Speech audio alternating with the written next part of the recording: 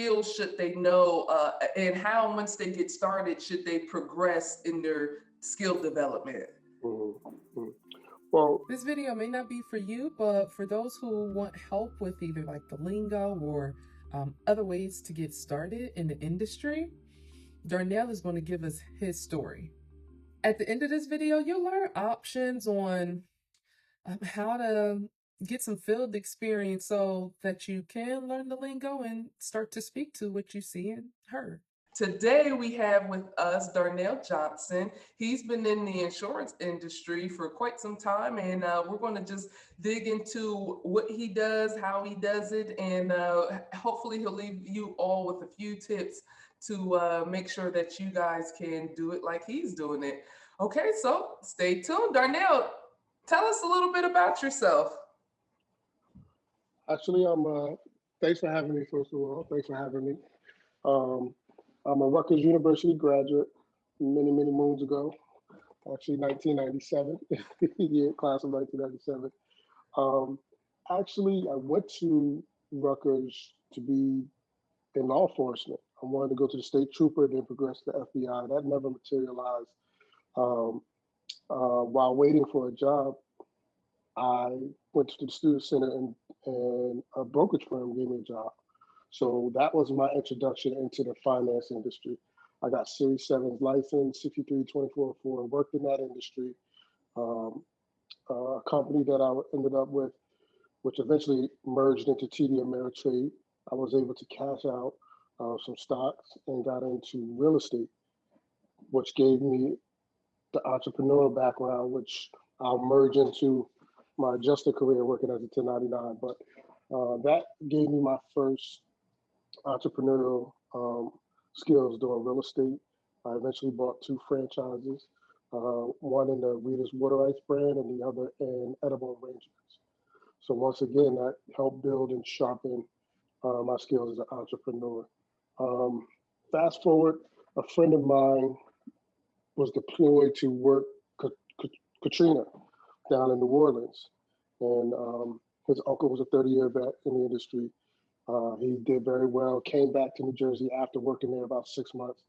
Was working with Allstate, and he received a contract to do the ladder assist for Allstate. So he needed help. So he turned to me, and I was actually starting in the industry, just doing basic ladder assist.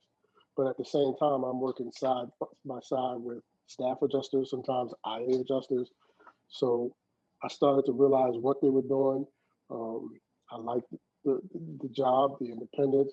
I also saw the type of money they were making. I said, you know what? I need to go from this side to that side. So I studied, got my license as an IA, Texas license, and then started working as an IA. And pretty much I've been working as an IA. That was in 2015 um, when I finally got licensed as an IA. I started working as a ladder assistant in 2012. Got licensed independent in end of 15. Um, Learned that side of the business. I'm also took another progression when I got licensed as a public adjuster. A lot of people don't know that you can be licensed on both sides. Obviously, you can't be on the same both sides of the table at the same time, but that also allowed me to sharpen my skills and understanding of the industry and to be successful, understanding both sides and also being able to make money on both sides as and work entrepreneurial because as a 1099, as you know, you work for yourself. Same thing as a public adjuster. I work in a 1099 situation. So that's pretty much my journey into the industry and how I got started and how I got rolling. Okay, so I learned some new things about you. First, edible arrangements. I love their fruit. That is so Absolutely. amazing.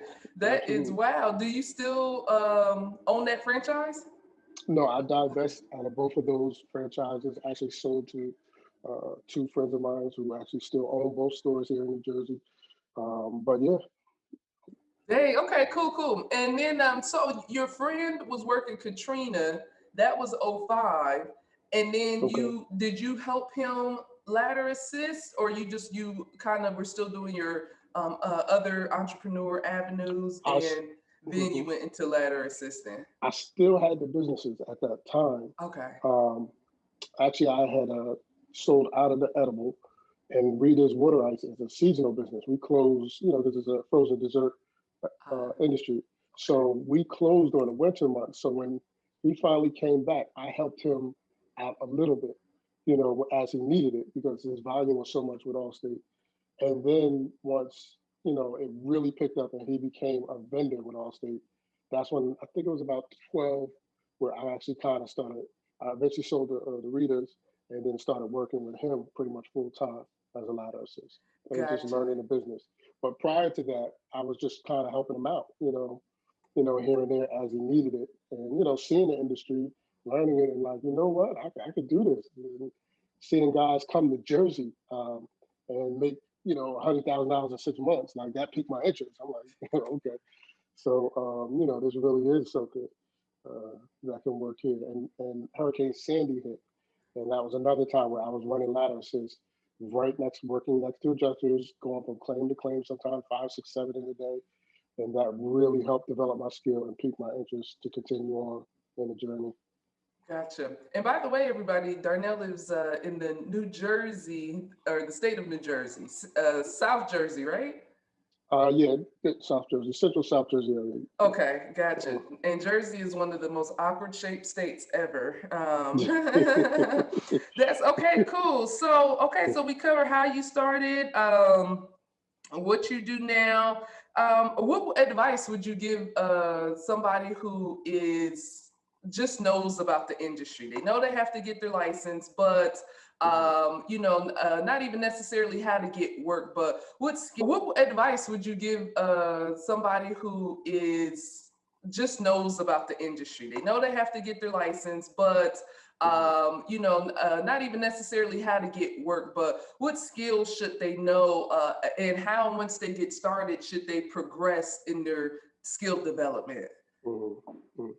Well, you touch on obviously the licensing is kind of the coronation into the industry. You're going to have to do that, so that's going to involve some studying. And if you come from a construction background, as you know, there will be some advantages as you go into this industry or certain other backgrounds that could help me. I came in cold turkey, so for me, I had to put in probably more work than someone per se coming from a construction background. Um, but I wouldn't let that be an obstacle. You still can learn that, put the time in, just like anything, any craft, whether it's a sport, basketball, track, or football. You have to keep sharpening your skill, learning more and more about what tools we use, from whether it's Xactimate, SimSol, or whatever systems you use. Obviously, working a ladder, I know you're familiar with that, getting on and off a roof safely, scoping the roof. So there's a lot of rudiments, knowing a little bit about interior materials, exterior materials on structures. So you kind of have to know a little bit about a lot. And I would just encourage you to kind of take it in stride. Some areas you may be stronger than others. Prior to that, I had no reason to go on the roof. I didn't know a laminate shingle from a three tab, from a gambrel roof or a hip roof, like none of that. But over time, you start to pick those up. So don't be overwhelmed because it is a lot of information. But if you just kind of pace yourself and immerse yourself in the business and the industry, I promise you, you'll start to click and pick it up. Yeah, I'm with you in that. When I started, I couldn't even tell you the color of my roof in any house that I lived. I mean, not even the color, let alone what getting up there and now identifying damage and all those. And now when I pass Absolutely, any street, all I'm looking at is roof, roof, roof, roof, roof. I don't even know there's a house underneath it. I just see roofs, absolutely, right? And I'm just looking for damage absolutely, all the time. So absolutely. you mentioned too, the skill sets and things of that nature. What do you find is the hardest part about being an IA and the 1099, working 1099 and being an Um, IA? the hardest part initially is finding whether it's an IA company that will work with you to give you your initial shot. Because once you get your shot and you do what you're supposed to do, you'll prove yourself, and now you'll start to get more consistent work. Having consistent flow of work is probably the biggest initial challenge. But once you kind of push that ball up the hill and get it up there, it's going to roll downhill. But initially, that could be a challenge because just like with anything, they got to know that you know what you're doing. when you get a claim. You got cycle times. You know how big cycle times are in our industry. So, you know, that's a challenge. But once again, it'll work itself out. Gotcha. Now, the same question for the public adjuster side. What's the hardest part for you on the PA side? The public adjuster, understanding policy. As an IA, that wasn't necessarily an area we needed to focus on.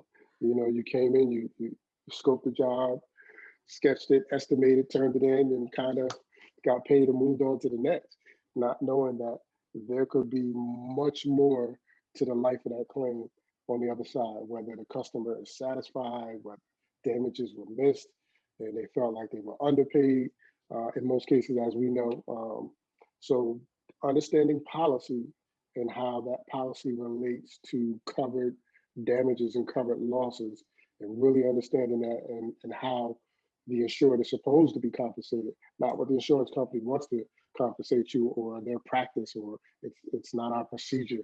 Really understanding what the policy says, and how the insured must be properly indemnified as opposed to what that particular carrier would like to do um, in the situation as it relates to your claim. So Cool. that's a Cool. Now, did you find out about the PA side from being an IA or being a ladder assist, or did you know about the PA side prior to that? well, absolutely. I always, as you know, a handful of claims a month, you know, I'm working with a public adjuster. Okay. And a lot of times that relationship is shown as adversarial, us versus them. But I've always been an open-minded person. You know, I noticed they always, most of them, they came very clean cut, professional. They knew their stuff. They were prepared with estimate, possibly even an ESX. So, you know, they showed up in a nice car. So, I took notice of that, to say, okay, let's not make this situation adversarial. Maybe there is something I can learn from them. Obviously, they're doing something that's working for them. Yeah. Um, and a friend of mine had introduced me to a public justice friend at a particular company, and that kind of he opened my eyes to the fact that I could actually hold both licenses. I didn't know that I could at the time. Prior to that, I was always taught from the IA side, "Oh, you can't hold both licenses," and that was just basically them not wanting you to do it, but it wasn't necessarily the truth as far as at least New Jersey rules. I don't, state to state. I can't speak for all the states, but my state, you can be licensed on both sides. And Right. when he opened my eye to that, that changed everything. Yep. And I'm like, all right, now I can kind of expand myself in the same industry. I'm not giving up one to do the other, but just expanding what I do, in the industry and learning more and also making more as I learn in the process.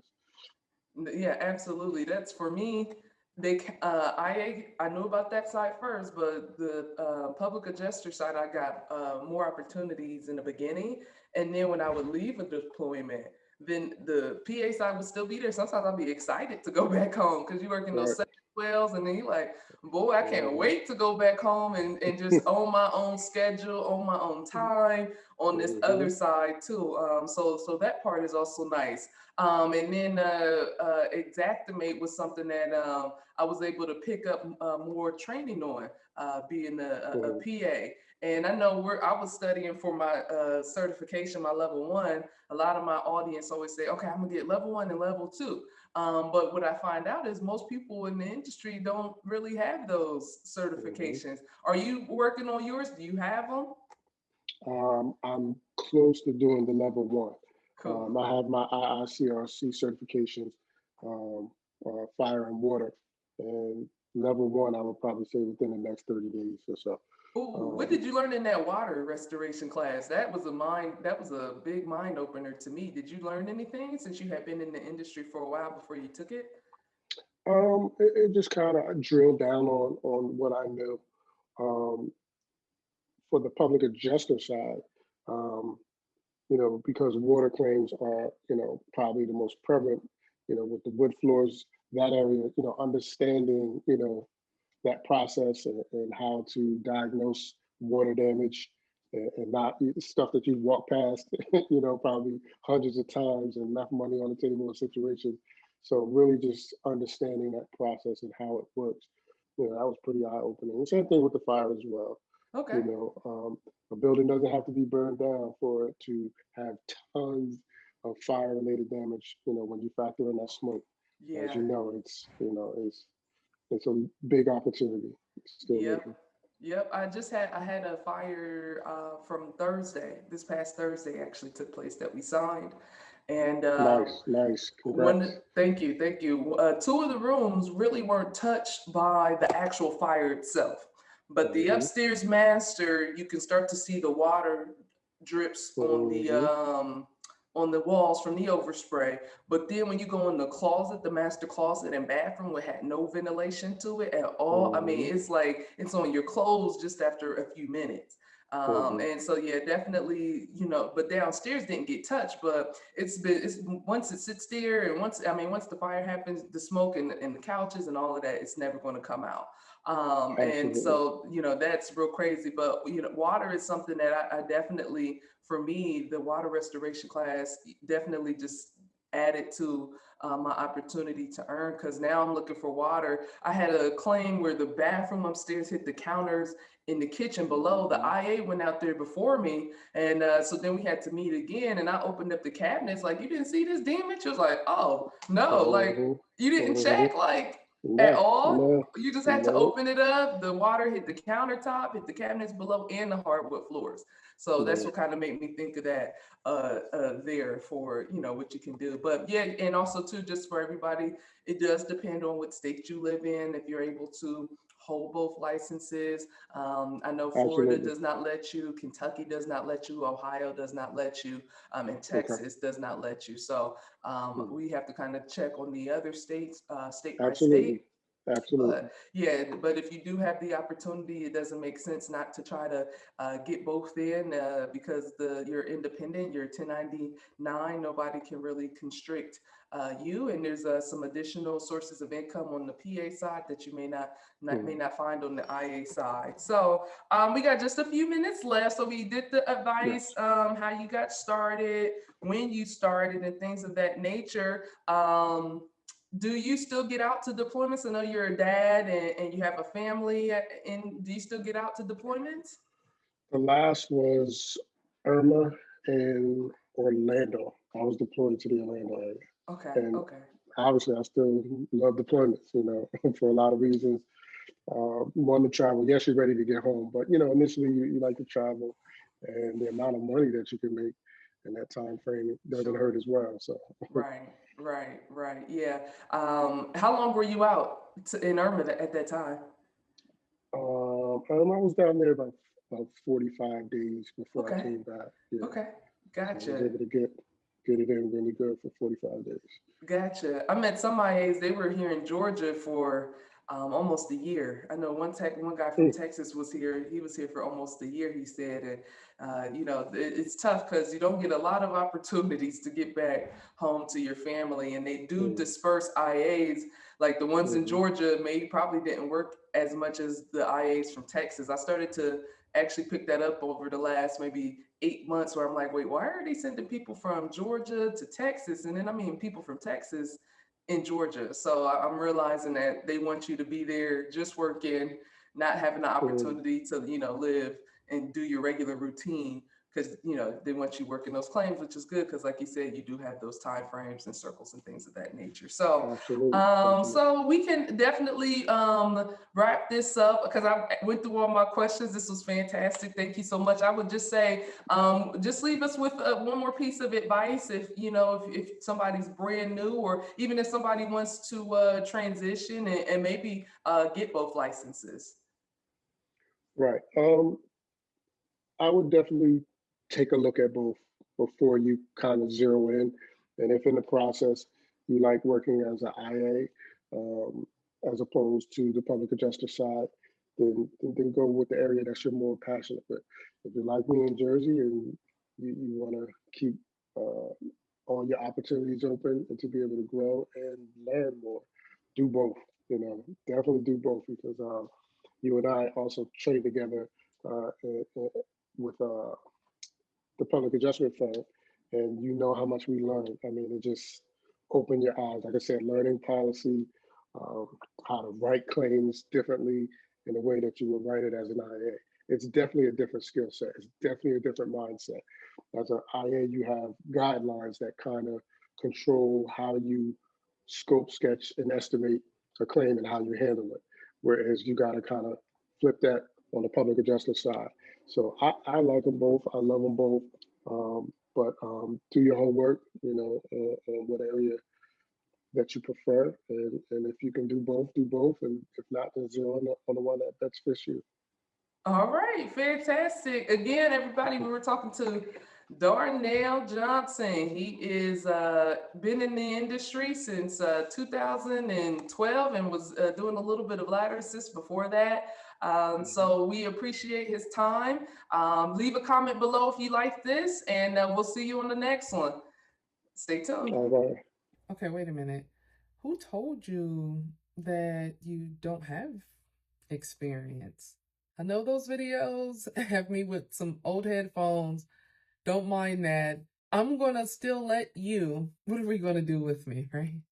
Okay, so I'm gonna let you in on me reopening my doors from going remote inspections only to in-person inspections only. That's right. I want to go from remote to being in person. Doesn't mean I'm clocking into the office every day, but I'm going to get out of my comfort zone. I'm going to go back to in-person inspections, which is an opportunity for you to have a ride along with me. You'll spend half a day or a whole day with me attending appointments. We'll ride together and you'll be able to actually have some job shadowing and external field adjuster experience. Now you'll be able to beat those bots, the ATS bots that keep kicking out your resume. As you can imagine, space is limited. I don't want to really do a full car. I want to be able to have space. So I do 1 to 2 people, no more than 2 people. Plus, we're going out and about. So it's quicker to have just 1 or 2 people starting in Atlanta, Georgia. That's where we'll take off. You'll get times, but just pick a day. And likely you'll either spend the morning or the afternoon, just depending on your availability and ours. But we'll make it work. I mean, you tell me, is this something that would help you? You can check the calendar for our availability in the description below. If you want more videos like this, if this is helping you, ask me other questions in the comments so I can know what else to help you with. And as always, my name is Abahi. If I can help you make money in this very lucrative industry, would you let me? These will help prevent situations like when you're in an interview and they're asking you about your experience, but you don't have the lingo. You're not able to speak to like what you heard or what you saw. Understandably, being out on a claim will actually I know this sounds a little funny, but it's going to really be like you will be able to speak to what you've seen and what like you've heard, and it beats. Get this, it beats the alternative to when I'm asking someone about their resume and they can't recall exactly, or maybe they went to YouTube University to